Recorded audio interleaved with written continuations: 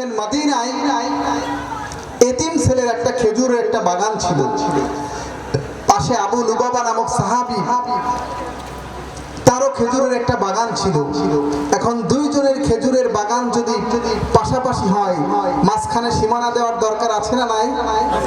সকলে বলুন আছে না নাই? সকলের মুখ থেকে আসুক আছে না নাই? আছে।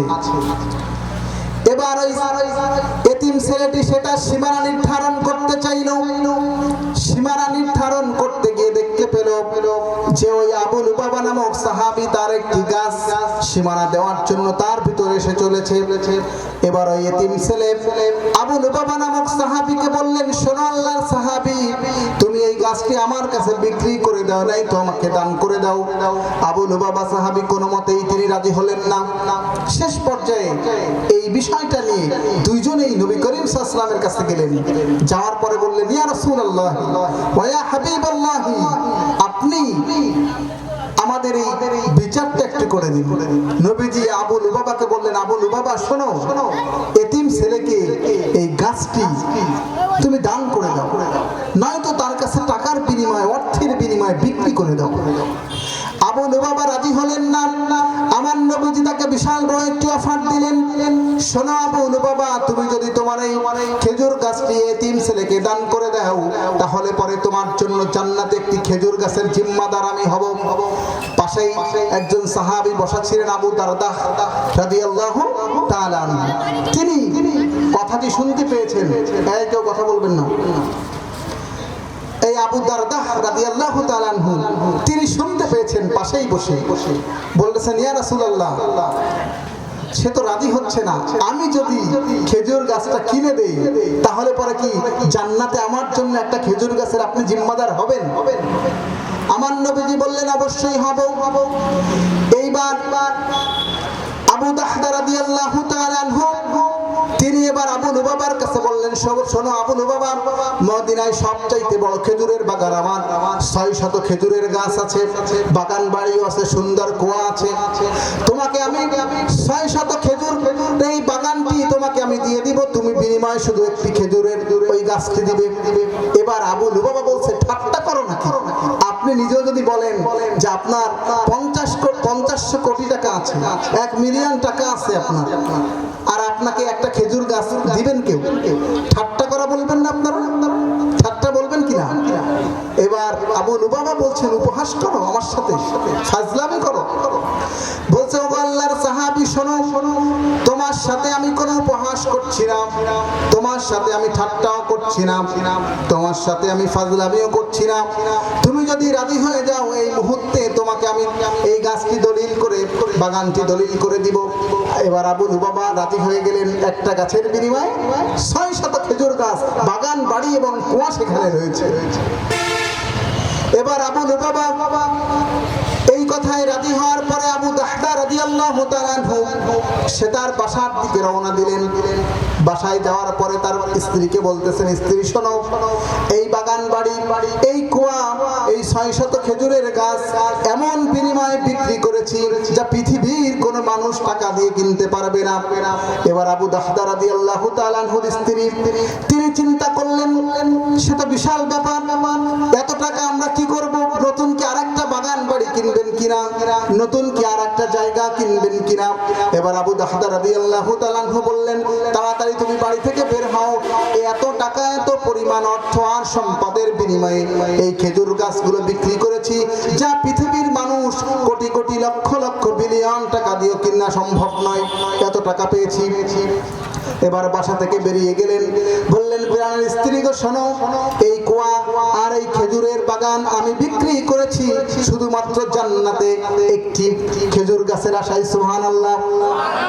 কেমন জান্নাতের পাগল ছিলেন! 600 খেজুরের গাছ, মদিনায় সবচাইতে বড় খেজুরের বাগান, সেই বাগান বিক্রি করে দিলেন জান্নাতের একটি গাছের জন্য। আর আমরা সাধারণ একটু ওয়াজ শুনতে আসছি, তাই আমাদের হচ্ছে না, শুনতে চাচ্ছি না। সবাই একটু সামনের দিকে আগায় বসুন। তাহলে আমরা কি দিনের জন্য প্রস্তুত আছি? আছি কি না? সকলে একটু সামনের দিকে আগায় বসুন। পিছনে আরো লোক এসেছে, বসার জায়গা হচ্ছে না, সকলে একটু সামনের দিকে আগায় বসুন। কেউ কথা না বলি, সামনের দিকে আগায় বসি সকলে। যে কথাটি বলতেছিলাম, আমরা একটি কিতাব থেকে কথা শুনবো। কিতাবটির নাম, সকলে বলুন কিতাবটির নাম, সকলে বলুন না কিতাবটির নাম আল কুরআনুল কারীম। এই কিতাবটি অনেক দামি কিতাব, মর্যাদাপূর্ণ কিতাব। যেই কিতাবের কাছে আসবে আল্লাহ রাব্বুল আলামিন তার সম্মানকে বাড়ায় দিবেন। আপনি একটু লক্ষ্য করুন, যেই ফেরেশতায় কিতাব নিয়ে আসলো, সেই ফেরেশতার দাম পৃথিবীতে অন্যান্য ফেরেশতার চাইতে কম না বেশি? কথা বলেন, কম না বেশি?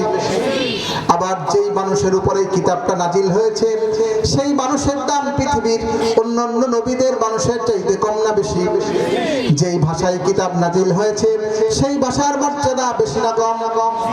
সকলে বলুন না, বেশি না কম? ঠিক আবার যেই রাতে কোরআন নাজিল হয়েছে, সেই রাতের মর্যাদা বেশি না কম? ঠিক আবার যেই মাসে কোরআন নাজিল হয়েছে, সেই মাসের মর্যাদা বেশি না কম? বেশি না কম?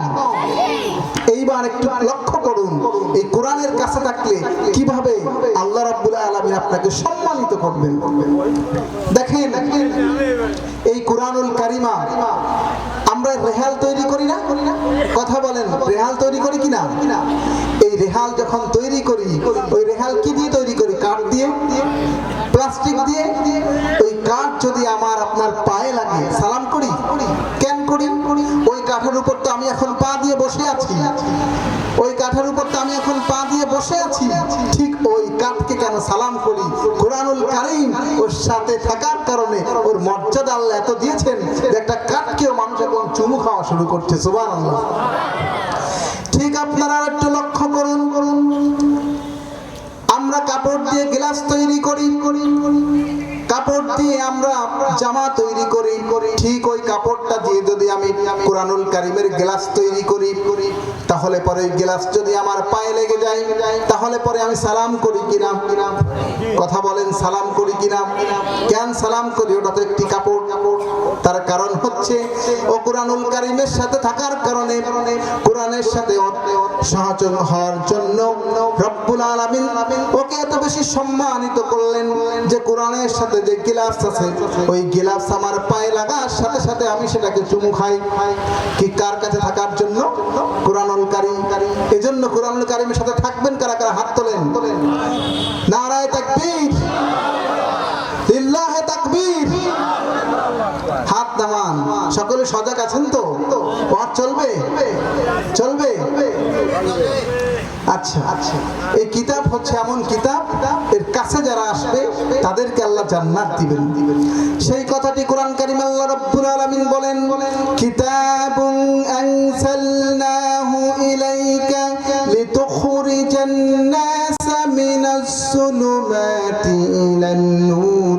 এই কোরআনুল কারীমের কাছে যারা আসবে, এই কোরআনুল কারীমের কাছে যারা আসবে, যারা এই কোরআনুল কারীমের সাথে থাকবে, স্বয়ং কোরআন তাদেরকে অন্ধকার থেকে আলোর দিকে এনে আল্লাহর জান্নাত পর্যন্ত পৌঁছে দিবে। সুবহানাল্লাহ।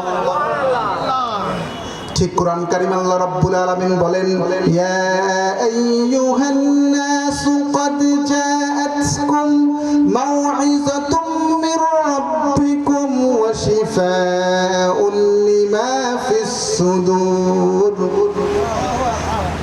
আল্লাহ রাব্বুল আলামিন বলেন, মানব জাতি তোমাদের কাছে এসেছে সুস্পষ্ট নসিহত, উপদেশমালা, ওয়া শিফাউন লিমা ফিস সুদূর, আর প্রতিটি মানুষের অন্তরে যে রোগ আছে তা দূর করার মহা ঔষধ। ওষুধের নাম কি? সকলে বলুন, ওষুধের নাম কি? ওষুধের নাম কি? সকলে বলুন, ওষুধের নাম। আপনারা যে পরিমাণ লোক বসে আছেন, যে আওয়াজ, দোয়া করে দিব? তাহলে একটু আওয়াজ দিয়ে বলেন না সেই ওষুধের নাম কি? আমি আমার নিজের কথা বলছি, কোরআনের কারীমের কথা বলছি। তার আল্লাহ বলছেন, ওয়া হুদা ওয়া রাহমাতুল লিল মুমিনিন, আত্মা প্রত্যেক মুমিনের জন্য রহমত। হেদায়েতকারী হিসাবে প্রত্যেক মুমিনের জন্য রহমত এই কুরআনুল কারীম। কি রহমত কিনা? অন্যত্র আল্লাহ রাব্বুল আলামিন বলেন, ইয়া আইয়ুহান নাসু ক্বাদ জাআকুমুল হাক্কু মির রাব্বিকুম ফামান ইহতাদা ফাইন্নামা ইয়াহতাদি লিনাফসিহি ওয়া মান দাল্লা ফাইন্নামা ইউদিল্লু আলাইহা ওয়া মা আনা আলাইকুম বিওয়াকিল। মুহাম্মদ সাল্লাল্লাহু আলাইহি ওয়াসাল্লাম আপনি মানব জাতিকে বলুন, হে মানব জাতি, তোমাদের নিকট তোমার রবের পক্ষ থেকে এসেছে চূড়ান্ত সত্য, ধ্রুব সত্য। ওয়াশিফাউল লিমা ফিস সুদূর, যেই কথাটি বলেছিলাম তা মানুষের অন্তরের রোগ মুক্তি করার জন্য মহা ঔষধ। এই সত্যকে যদি তুমি গ্রহণ করো, সত্যকে যদি তুমি আঁকড়ে ধরো, তাহলে তোমার জন্য তুমি কল্যাণ করলে। আর যদি এই সত্যকে তুমি বর্জন করো, তাহলে তোমার নিজেকে তুমি ধ্বংস করে নিলে। কোরআন কারীম আল্লাহ বলছেন যে তুমি যদি হেদায়েতটাকে, এই কোরআনুল কারীমের হেদায়েতটাকে তুমি যদি ধরো আঁকড়ে, তাহলে পরে তুমি নিজের কল্যাণ করলে। আর যদি না ধরতে পারো, তাহলে নিজের ধ্বংস করলে। তাহলে যারা কোরআনের বিপক্ষে তারা কি? কথা বলতে হবে, যারা কোরআনের বিপক্ষে তারা কি?